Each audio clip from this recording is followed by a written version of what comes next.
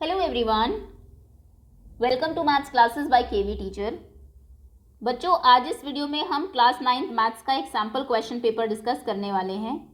ये केंद्रीय विद्यालय पीरियोडिक टेस्ट 1 का पेपर है। सभी केवीज में पेपर डिफरेंट आते हैं और एग्जाम्स आप सभी के ऑनलाइन हो रहे हैं, तो थोड़ा सा आइडिया आपको यहाँ से ज़रूर मिलेगा। When 15√15 is divided by 3√3, the quotient will be, find the quotient। 15√15 को डिवाइड करना है 3√3 से। आप जानते हैं रूट के अंदर नंबर्स आपके डिवाइड और मल्टीप्लाई हो जाते हैं, हालांकि प्लस माइनस नहीं होते जब तक लाइक टर्म्स ना हो। √15 और √3 प्लस नहीं हो सकते, माइनस नहीं हो सकते, लेकिन ये मल्टीप्लाई हो सकते हैं और डिवाइड भी हो सकते हैं। 3 5 जार 15, 3 5 जार 15, ये √5 बचेगा, आंसर होगा 5√5। ओके, या फिर आप इसको ऐसे भी लिख सकते हैं, अगर आपको दिया है √15/√3, एक कॉमन रूट में रख लीजिए दोनों को, 15/3, 3 5 जार 15, तो आंसर विल बी √5। ओके, तो 5√5 आंसर होगा, सी ऑप्शन करेक्ट है। Second question is which of the following number is an irrational number. इनमें से कौन सा एक इरेशनल नंबर है। इरेशनल नंबर वो नंबर्स होते हैं जो रूट में है लेकिन किसी का परफेक्ट स्क्वायर नहीं है। हालांकि हमेशा ऐसा नहीं होता, जैसे कि कई बार ये रूट में है, स्क्वायर नहीं है, लेकिन जब आप इनमें ऑपरेशन लगाएंगे तो या तो इनका रूट हट जाता है या फिर ये नंबर ही कैंसिल आउट हो जाते हैं। थोड़ा सा आपको सॉल्व करना पड़ेगा। √16 - 4, √16 आप जानते हैं 4 होता है क्योंकि 4 का स्क्वायर 16 है। सो ये होगा 4 - 4, answer will be 0। 0 obviously rational number है। आपकी एनसीईआरटी की बुक का पहला क्वेश्चन यही है कि 0 रैशनल नंबर है या इरैशनल, तो वहाँ पर रैशनल आपने कहा था और आपने एग्जाम्पल्स भी दिए थे। 3 - √3 और 3 + √3, a - b, a + b formula इसमें लगेगा जो होता है a² - b²। तो ये हो जाएगा 3 का स्क्वायर 9 माइनस √3 का स्क्वायर 3। स्क्वायर और रूट आप जानते हैं कैंसिल आउट हो जाते हैं, तो ये 3 बचेगा। 9 - 3 6 होता है, 6 ऑब्वियसली एक रैशनल नंबर है। √5 + 3 ये आपका एक इरेशनल नंबर है, रूट के अंदर 5 नहीं हो सकता। नेक्स्ट है √-25, ये नंबर अभी तक आपके लिए नॉट डिफाइंड है क्योंकि अभी आप इसको डिफाइन नहीं कर सकते। 11th क्लास में आपको बताया जाएगा रूट के अंदर नेगेटिव है तो क्या होता है। आई थिंक 11th में 4th चैप्टर कॉम्प्लेक्स नंबर्स हैं, तब ये कॉन्सेप्ट आता है। अभी तक आपको 10th क्लास तक यही समझना है कि रूट के अंदर नेगेटिव नंबर कभी हो ही नहीं सकता। ये अनरियल नंबर्स होते हैं, रियलिटी में एग्जिस्ट नहीं करते, सो इरेशनल नहीं होंगे। That is why C option is correct. Next is √a + b into √a - b, √a - √b क्या होगा। a + b, a - b का फॉर्मूला लगेगा जो कि होता है a² - b²। क्योंकि a हमारा √a है तो उसका स्क्वायर आप करेंगे, b की जगह √b है उसका स्क्वायर। स्क्वायर और रूट जैसा मैंने कहा कैंसिल हो जाते हैं, a बचेगा -b, a - b correct answer है, B option is correct. A rational number lying between √2 and √3 is, √2 और √3 के बीच में कौन सा एक रैशनल नंबर है। इसके लिए आपको बताया गया था पहले √2 और √3 की वैल्यूज फाइंड कर लीजिए 1 डेसिमल प्लेसेस तक। 2 का हो जाएगा 1 1 जार 1, माइनस किया 1 रिमाइंडर, डेसिमल लगाया। यहाँ पर हमेशा जीरोस जो है वो पेयर्स में आप कैरी करते हैं, 100 हो गया, +1 करेंगे 2 हो जाएगा। जो नंबर यहाँ पर लिखेंगे वही नंबर यहाँ पर टेबल चलेगी आपकी।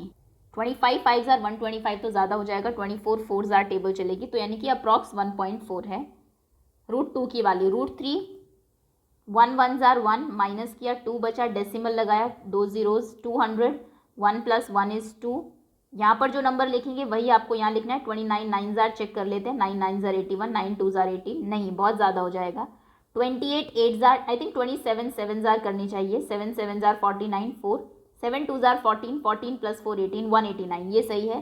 सो 27 7 जार, तो मतलब कि √2 होता है आपका 1.4 और √3 होता है 1.7 अप्रॉक्स। इनके बीच में कौन सा नंबर है 1.6, √6 तो इरेशनल है, 1.6 या 1.9, तो इनके बीच में 1.6 है, that is why B option is correct.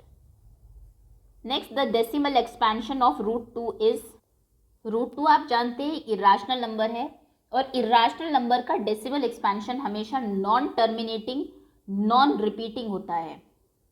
First है फाइनाइट, फाइनाइट तो हो नहीं सकता क्योंकि फाइनाइट आपका रैशनल नंबर होता है। रैशनल नंबर होता है, अगर आपने लिखा 1.25 तो इसको आप 125/100 लिख सकते हैं, p/q की फॉर्म में लिख सकते हैं। फाइनाइट हमेशा रैशनल होता है, ये भी फाइनाइट है क्योंकि खत्म हो गया यहाँ पर, ये भी √2 की वैल्यू नहीं हो सकती। नॉन टर्मिनेटिंग होगा लेकिन रिकरिंग नहीं होगा।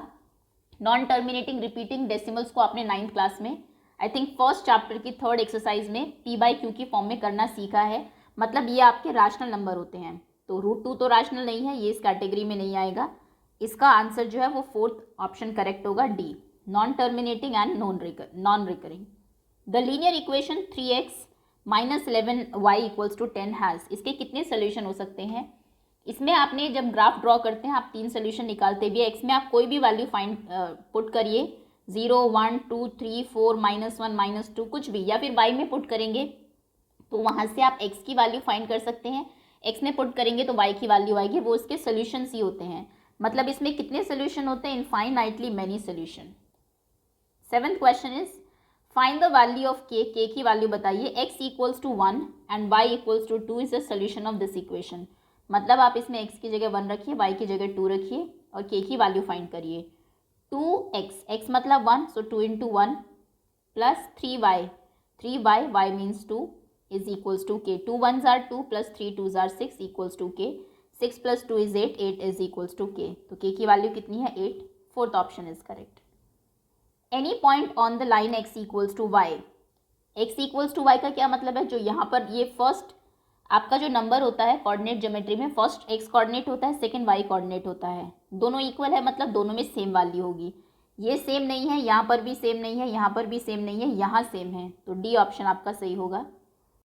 If x and y are both positive solution of an equation ax + by + c = 0, it always lie. x और y अगर दोनों पॉजिटिव है तो आप जानते हैं वो फर्स्ट क्वाड्रेंट में होता है। फर्स्ट में दोनों पॉजिटिव होते हैं, सेकंड में x negative y positive, third में दोनों नेगेटिव, फोर्थ क्वाड्रेंट में x positive y negative.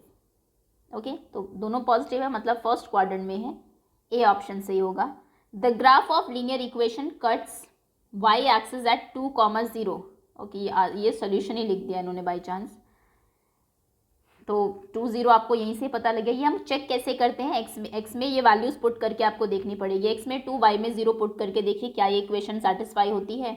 x में आपने 2 लिखा, plus 2 × 0 equals to 2, 2 + 2 0s are 0 equals to 2, 2 equals to 2।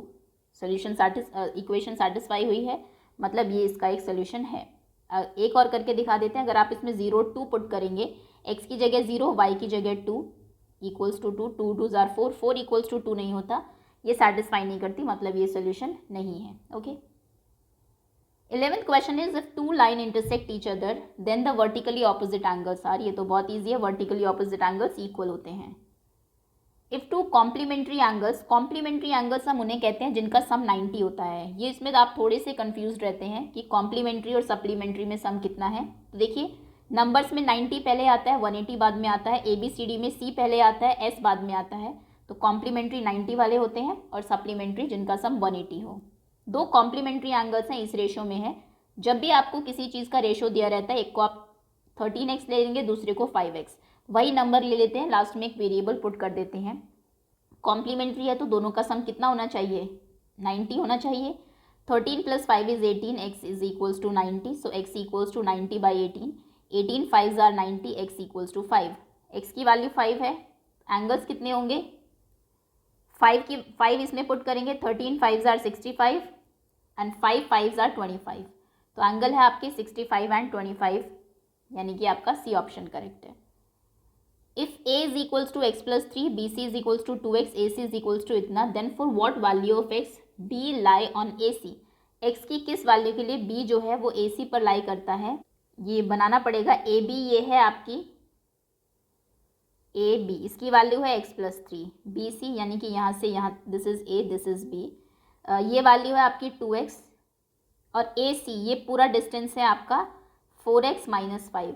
अब आप जानते हैं इस उसमें इन दोनों का सम ए B plus B C equals to होना चाहिए ए सी, क्योंकि एक ही लाइन में है। A B plus B C is equals to A C.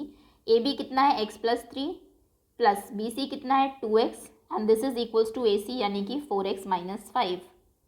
Solve करेंगे, 2x + x is 3x + 3 is equals to 4x - 5। 3x को उधर ले जाइए, 5 को इधर ले आइए, 5 इधर आएगा तो प्लस हो जाएगा। 3 + 5 is 8, 4x - 3x is x, तो x की वैल्यू कितनी है? 8। सी ऑप्शन करेक्ट है। Next question is what is the measure of an angle whose measure is 32 degree less than its supplement. मान लीजिए वो एंगल x है तो उसका सप्लीमेंट कितना होगा? उससे 32 ज़्यादा, क्योंकि नंबर अपने सप्लीमेंट से 32 कम है, यानी कि x + 32। ये आपका एंगल है और ये उसका सप्लीमेंट है। सप्लीमेंट मतलब ऐसे दो एंगल्स जिनका सम 180 हो, उनको सप्लीमेंट्री एंगल्स कहते हैं, और इन दोनों का सम आपको 180 कर देना है। x plus 32 is equals to 180, so 2x is equals to 32 को उधर ले जाइए, 180 माइनस 32 माइनस करेंगे, 10 minus 2 is 8, 17 minus 3 is 14, 2x, x is equals to 148 by 2, 2 7s are 14, 2 4s are 8, 74 degree का वो एंगल है। तो एंगल का मेजर पूछा है 74 डिग्री, बी ऑप्शन करेक्ट होगा। Next question is find the angle, वो एंगल बताइए which is 4 times its complement, 4 times its complement is 10 less than twice its complement. Find the angle which is 4 times its complement. Okay 4 times है अपने complement का, ये actually question थोड़ा complete I think, and 10 less than twice its complement, no, इतना ही suppose करिए, इतना ही question है, इस क्वेश्चन में कुछ प्रॉब्लम है। नंबर जो अपने कॉम्प्लीमेंट का 4 टाइम्स हो, उसका सोल्यूशन एक्चुअली इसमें है ही नहीं। मान लीजिए वो एंगल x है, तो उसका कॉम्प्लीमेंट 1/4 हो जाएगा उसका, या फिर कॉम्प्लीमेंट मान लीजिए x है तो वो अपने कॉम्प्लीमेंट का 4 टाइम्स मतलब 4x हो जाएगा। ऐड करेंगे आप तो 90 आना चाहिए। 5x is equals to 90, so x is equals to 90 upon 5, 5 1s are 5, 6 7 8 9 4 40, 8s are 40, 18 degree होना चाहिए था, ऑप्शन में नहीं है। आई थिंक क्वेश्चन में कुछ प्रॉब्लम है यहाँ पर। 4 times its complement is 10 degree less than twice its complement. Okay sense नहीं बन रही है क्वेश्चन की, चलिए आगे आते हैं। Which point lies above x axis, इनमें से कौन सा पॉइंट है which will lie on x axis होना चाहिए। अबव तो मतलब ऊपर हो गया। ओके आई थिंक ये अबव ही पूछना चाह रहा है। अबव मतलब ये आपका एक्स एक्सिस है, इससे ऊपर, इसके ऑन नहीं, इसके ऊपर नहीं, अबव मतलब हायर देन दैट। तो -1, 2, जहाँ पर y पॉजिटिव होगा वो ऑब्वियसली ऊपर होगा, जहाँ पर y नेगेटिव होगा वो नीचे होगा, जहाँ y 0 होगा वो इसके ऊपर होगा ऑन एक्स एक्सिस। तो यहाँ पर y पॉजिटिव फर्स्ट वाले में है तो ये लाई करेगा on above x axis, A option correct है।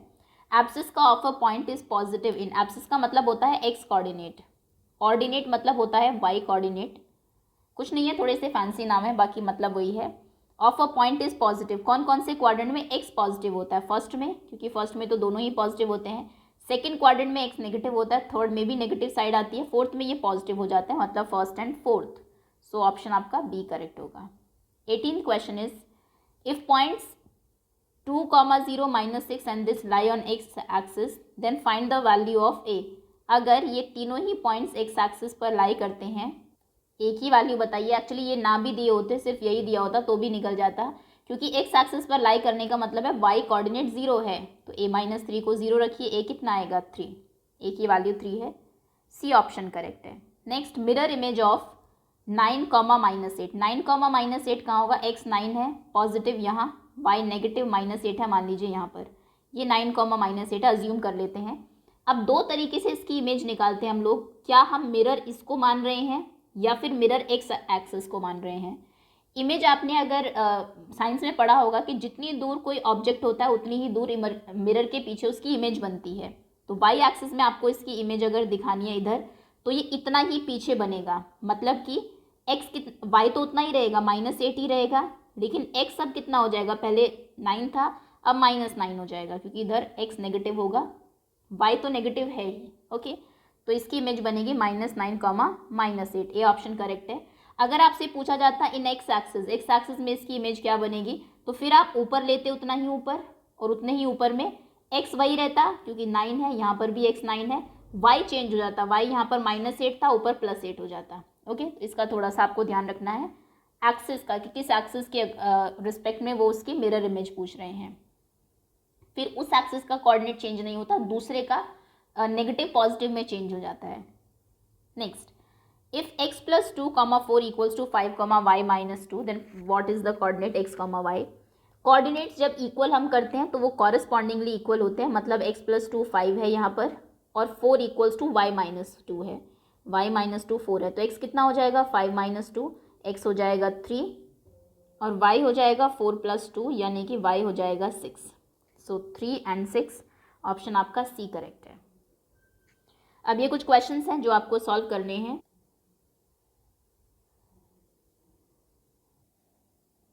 First question is if transversal intersect 2 lines such that the bisectors of the pair of corresponding angles are parallel.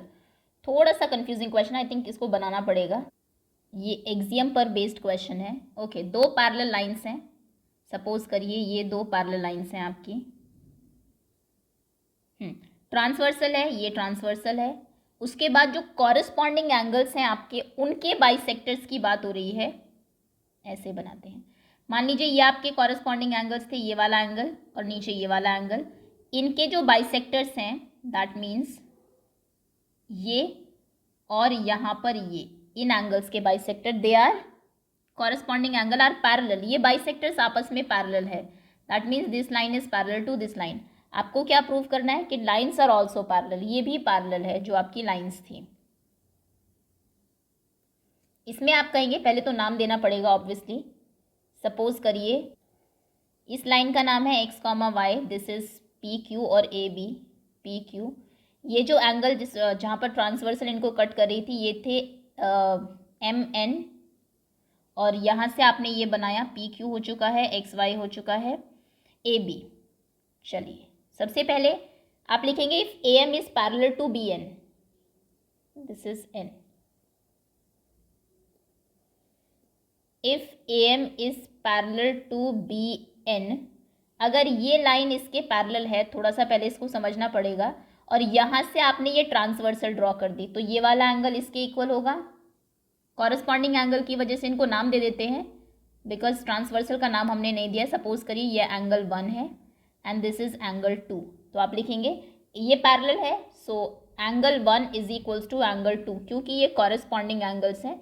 जो लाइन्स आपको पैरेलल दिए कॉरस्पॉन्डिंग एंगल्स, उनके कॉरस्पॉन्डिंगली. चलिए अब इनके double कर देते हैं. एंगल 1 का डबल कितना होगा, ये नीचे वाला एंगल भी ऐड हो जाएगा, क्योंकि कहा गया था ये बाइसेक्टर है, मतलब ये इसके इक्वल था. एंगल 2 का डबल कितना होगा, डबल करने के लिए आप नीचे इसके इक्वल एक और एंगल है, उनको ऐड कर दीजिए. तो आप लिखेंगे so double angle twice angle 1 equals to twice angle 2. अगर एंगल्स इक्वल है तो उनके डबल भी इक्वल होते हैं, उनके ट्वाइस भी इक्वल होते हैं. This is as per axiom, ये हमारी एक्सियम है. सो ब्रैकेट में आप लिखेंगे as per Euclid axiom, Euclid's axiom. Okay, angle 1 का डबल कितना होगा, एंगल 1 का डबल ये पूरा एंगल हो जाएगा, इसको भी कोई नाम दे दीजिए. चलिए आई थिंक लाइन को ही नाम देना ज़्यादा सही रहेगा. लाइन को नाम हम दे देते हैं के एल. तो कौन सा एंगल बनेगा, आप जैसे आप इनका डबल करेंगे, एंगल होगा आपका K M Y. Angle K M Y is equals to angle 2 का डबल कितना होगा, इसका डबल होते ये पूरा बन जाएगा, M N Q is equals to angle M N Q. और ये दोनों एंगल अगर इक्वल हो गए, ये कैसे एंगल्स हैं, ये आपके कॉरस्पॉन्डिंग एंगल्स हैं. अगर कॉरस्पॉन्डिंग एंगल्स इक्वल हो जाते हैं तो लाइंस पैरेलल हो जाती है. ये रिवर्स है आपके, अगर देखिए लाइंस पैरेलल है, ट्रांसवर्सल कट करी है, तो कॉरस्पॉन्डिंग एंगल इक्वल है. लेकिन अगर इसका ऑपोजिट है, कन्वर्स में अगर कॉरस्पॉन्डिंग एंगल इक्वल है तो मतलब लाइंस पैरेलल है. सो आप लिखेंगे नीचे these are corresponding angles, so lines are parallel. Lines जो है वो पैरेलल है, यानी कि X Y is parallel to P Q, hence proved. Okay, एक बार फिर से देख लीजिए कैसे किया है. सबसे पहले ये लाइन जैसे उसने बताया था, दो लाइंस पैरेलल है, दो लाइंस है ड्रॉ की, एक ट्रांसवर्सल है. फिर कॉरस्पॉन्डिंग जो एंगल्स हैं वहाँ पर जो आपकी लाइंस बनी, उनके एंगल बाइसेक्टर वाली लाइंस वो पैरेलल है. यानी कि ये लाइन इसके पैरेलल गिवन है. ये ट्रांसवर्सल अगर है तो ये एंगल इसके बराबर हो जाएगा कॉरस्पॉन्डिंग एंगल से. अगर ये बराबर है तो इनके डबल भी इक्वल होंगे. डबल इक्वल होते ये पूरा एंगल इस पूरे के बराबर होगा. ये दोनों हमारे कॉरस्पॉन्डिंग एंगल्स हैं. एंगल्स कॉरस्पॉन्डिंग है तो लाइंस पैरेलल है, hence proved. Next question is show that 1.272727 यानी कि 27 बार can be express in the form of p by Q, जहाँ पर p और q इंटीजर्स हैं. ओके, जिसको भी एक्सप्रेस करना है उसको अज्यूम कर लीजिए. आप लिखेंगे लेट x इक्वल्स टू 1.27 बार. 27 पूरे के ऊपर ही बार है, तो आप 100x से एक बार ही मल्टीप्लाई कर देंगे, क्योंकि इसको आपको आगे लेकर आना है. पहले एक्सपैंड कर लीजिए 1.272727 dot dot dot, multiply both sides by 100, both sides by 100. इधर ये हमारी इक्वेशन 1 होगी. इधर 100 से मल्टीप्लाई करेंगे तो 100x हो जाएगा, और इधर 100 से मल्टीप्लाई करेंगे तो 0.2 नंबर पीछे शिफ्ट हो जाएगा, तो यानी कि 127 हो जाएगा आगे, और लास्ट में 27 27 27 तो आपके पास है ही खूब सारे पीछे। ये सेकेंड इक्वेशन हो गई। अब क्या करेंगे, सबट्रैक्ट करेंगे, इक्वेशन 2 से माइनस करेंगे इक्वेशन 1 को। माइनस कैसे करते हैं, लेफ्ट हैंड साइड से इसको माइनस करेंगे, राइट हैंड साइड को आपस में माइनस करेंगे। 100x से x माइनस होगा तो 99x बचेगा।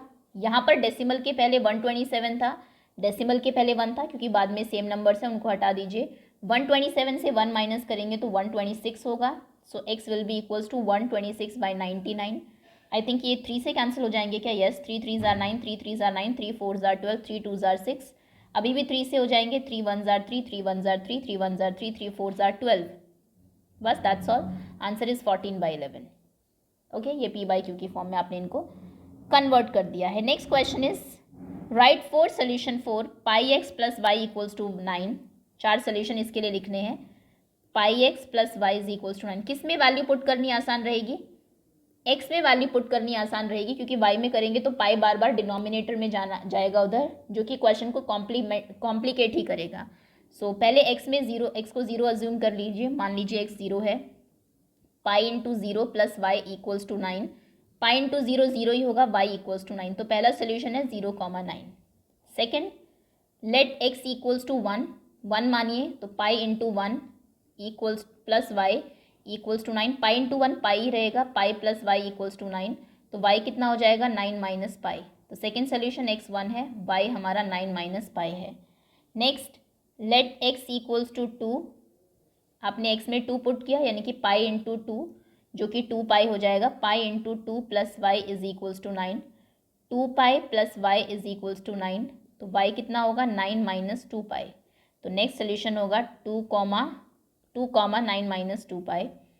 थर्ड सोल्यूशन, फोर्थ सोल्यूशन में x को 3 अज्यूम कर लीजिए, माइनस की भी कोई वैल्यू पुट कर सकते हैं आप, -1 कर लीजिए चलिए, तो pi into -1 plus y is equals to 9, minus pi plus y is equals to 9, so y is equals to 9 plus pi, यानी कि नेक्स्ट सोल्यूशन है -1,9 प्लस पाई। ये आपके 4 सोल्यूशंस हैं। फर्स्ट इज 0,9, सेकेंड है 1,9 माइनस पाई, थर्ड है 2,9 minus 2 पाई, और next है -1,9 प्लस पाई। पाई की वैल्यू 22/7 या फिर 3.14 नहीं रखनी है, वो सिर्फ मेंसुरेशन के लिए है। पाई की वैल्यू एक्चुअली में दोनों ही नहीं होती, ना 22/7 होती है, ना 3.14 होती है।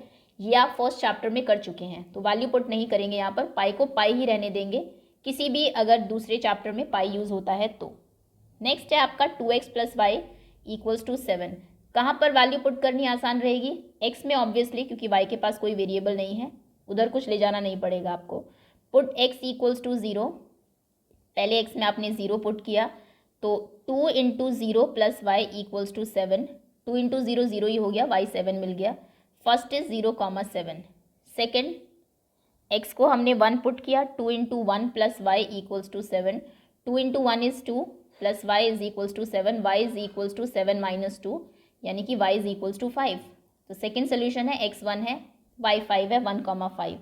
थर्ड में x में 2 पुट करिए, put x is equals to 2, so ये होगा 2 into 2 plus y equals to 4, 2 into 2 plus y is equals to 4 is equals to 7, sorry 7, 2 2s are 4, y is equals to 7 minus 4, यानी कि y is equals to 3। Okay, 2,3, अब जल्दी से 3 put कर दीजिए x में, 2 into 3 plus y is equals to 7, 2 3s are 6, उधर जाएगा तो माइनस हो जाएगा, y equals to 1। Next solution है आपका 3,1, दैट्स ऑल। ये आपके 4 सोल्यूशंस हैं। ओके, आई थिंक ये इजी ही है, कर लेंगे आप इसको आसानी से। नेक्स्ट क्वेश्चन इज सिंप्लीफाई करिए √5 प्लस √2 का होल स्क्वायर, इसमें a plus B whole square लगाएंगे आप। So the question is √5 plus √2 whole square. पहले आइडेंटिटी लिख दीजिए, a plus B whole square होता है a square plus B square plus 2ab, या फिर a square plus 2ab plus B square, बात एक ही है। a स्क्वायर यानी कि √5 का स्क्वायर, b स्क्वायर यानी कि √2 का square plus 2ab, √5 into √2।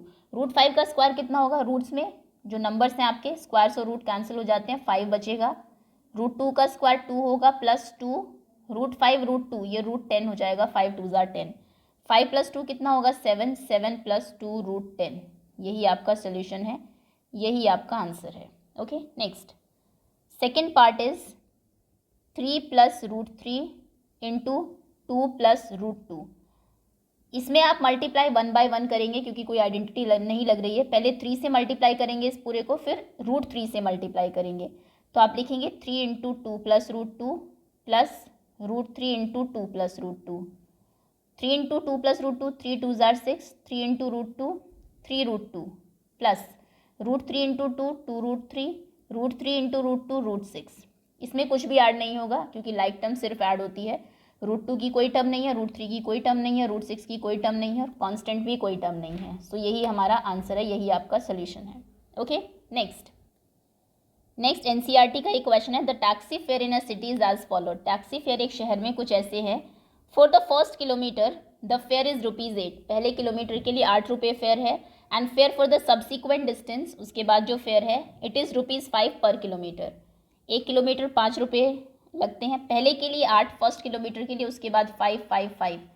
Okay taking the distance covered as x, मान लीजिए डिस्टेंस x है और टोटल फेयर y है। इक्वेशन लिखिए और उसका ग्राफ ड्रॉ करिए। ओके पहले तो इक्वेशन ही है। सो डिस्टेंस आपको दी है x, this is answer number E.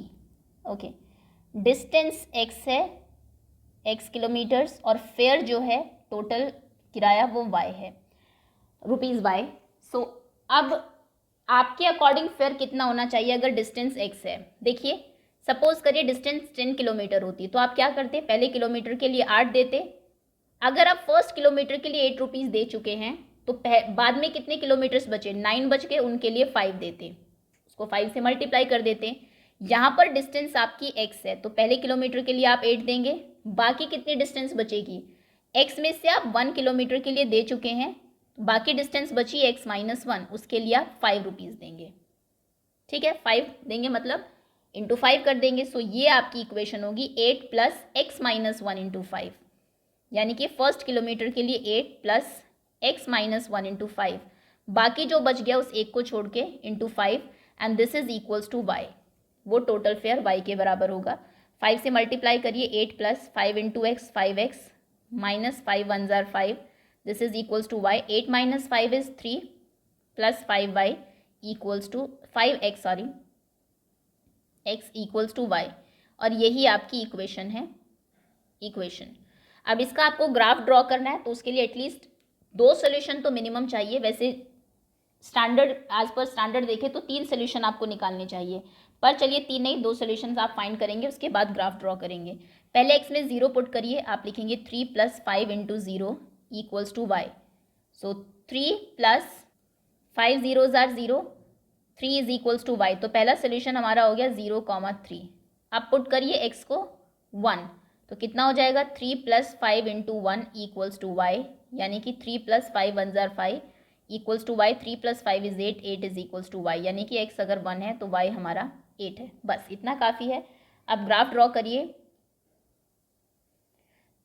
1 2 3 4 5 6 7 8, 1 2 3 4 5 6 7, I think 8 तक, y हमारा 8 है ही, यहाँ तक आपको जाना पड़ेगा। फर्स्ट है 0,3, 0,3 मतलब कौन सा पॉइंट होगा, x 0 है y 3 है, x एक्सिस y एक्सिस पर होगा, ये वाला पॉइंट है। 1,8 x 1 है, y 8 है, दूसरा ये है। तो इस तरीके से ये आपका ग्राफ बनेगा, एक स्ट्रेट लाइन ड्रॉ कर दीजिएगा। ओके नेक्स्ट 22nd क्वेश्चन है, state and prove angle sum property of A triangle. Triangle में हम जानते हैं तीनों एंगल्स का सम 180 होता है, इसको लेकिन प्रूव कैसे करते हैं, इसका प्रूव एनसीईआरटी में दिया हुआ है। ये ट्रायंगल है, मान लीजिए, मैं समझा देती हूँ, ऐसे नाम है ABC। ओके यहाँ पर आप एक लाइन ड्रॉ करते हैं, straight line parallel to BC, जहाँ पर इसका नाम दे दिया मान लीजिए आपने XY।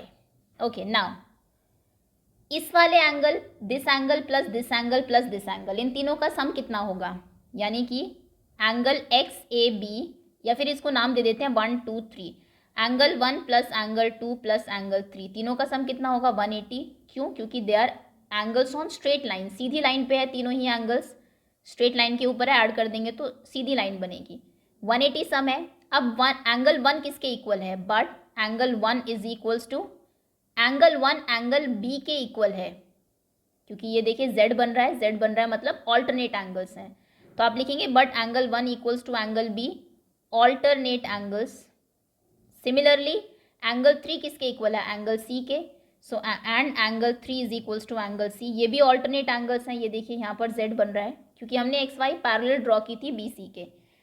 सो अब क्या होगा, 1 और 3 की जगह आप b और c लिख देंगे। यहाँ आप लिखेंगे एंगल 1 की जगह angle b plus 2 as it is रहने देंगे, plus angle c is equals to 180।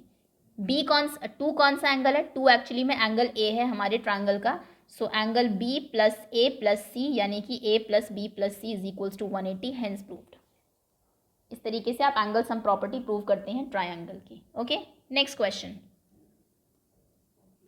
I think ये इजी है, इसको आप इजीली फाइंड कर सकते हैं। ये आपको दो पैरेलल लाइंस दी हुई है,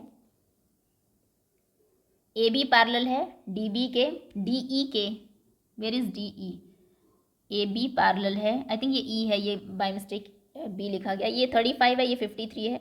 आपको फाइंड करना है डी सी ई, डी सी मतलब ये वाला एंगल। तो सबसे पहले तो ये 35 है, जेड से ये वाला एंगल भी 35 होगा, ऑल्टरनेट एंगल से 35। और अब इस ट्रायंगल में इन तीनों एंगल्स का सम कितना होना चाहिए, 180, यानी कि आप लिखेंगे 53 प्लस 35 प्लस एंगल सी, ये वाला D C E is equals to 180, A S P angle sum property. Add करेंगे 5 plus 3 8, 5 plus 3 8, 88 plus angle C equals to 180, तो एंगल सी होगा 180 माइनस 88 यानी कि 92, इस एंगल की वैल्यू 92 डिग्री होगी। ओके, तो दैट्स ऑल स्टूडेंट्स, इसी के साथ क्वेश्चन पेपर आपका फिनिश होता है। Thank you so much for watching.